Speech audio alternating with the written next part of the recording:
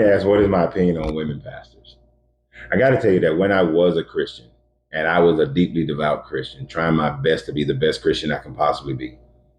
And since I also was growing up here in the South in Marietta, Georgia, and we were part of the Kennesaw Baptist Association, it was highly restricted that women cannot be pastors.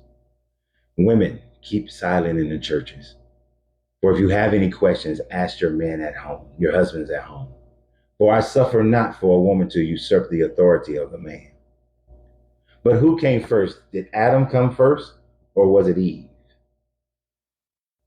Your women should not speak in the churches. This is what I grew up believing. This is what I was told. This is what I was taught. This is what I actually find in the Bible.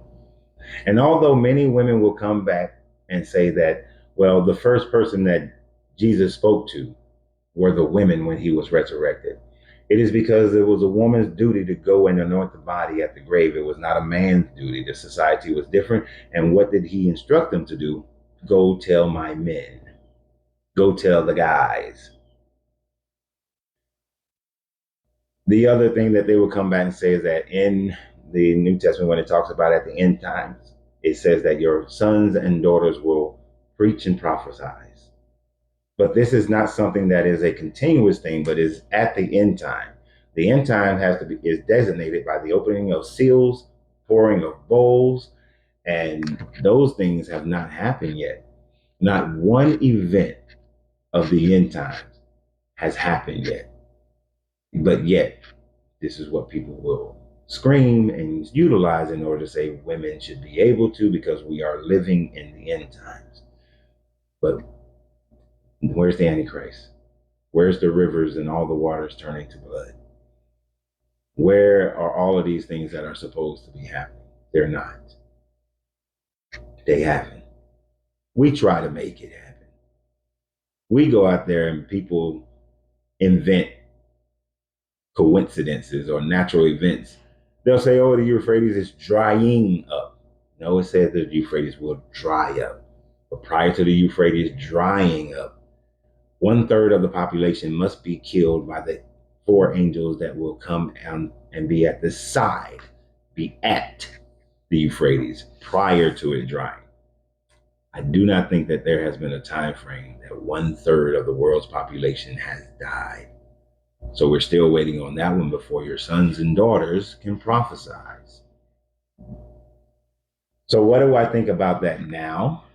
Now that I've walked away from this religion, now that I see how this religion creates an environment where women are subjugated and treated as property, that women must be grind beneath the heel of men, that their only value is that of their chastity and ability to produce a son. I see it as a man trying to make sure that he keeps his control over your sexual impulses and keep control over your ability to provide for yourself, for you to never surpass his authority.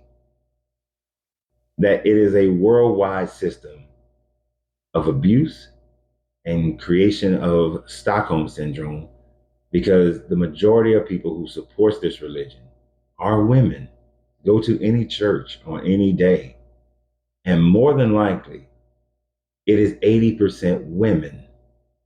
And who's doing all the work to make sure the church goes? I shouldn't say all. Most of the work to make sure the church goes? Women. And they make sure that the majority of those women are placed in substandard positions. They don't want them to lead.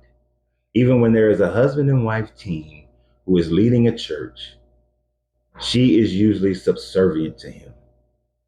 Wives, submit to your husband. Husbands, love your wife as you love the church, though, which means you sacrifice for your wife. There's balance in that one, but I know somebody's going to bring that up. That's why I just brought it up right now.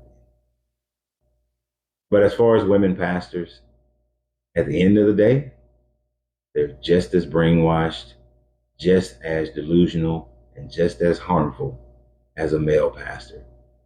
As a matter of fact, they might be a little bit worse, because they're promoting to other women that their value is only the value of having babies and their chastity, that they are property.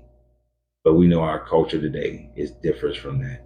So therein lies the struggle. But yeah, I don't agree with women pastors because I don't agree with pastors, period. But you have a great day. And remember that you have to free yourself to be yourself because your greatness is non negotiable. Good journey, good vibrations.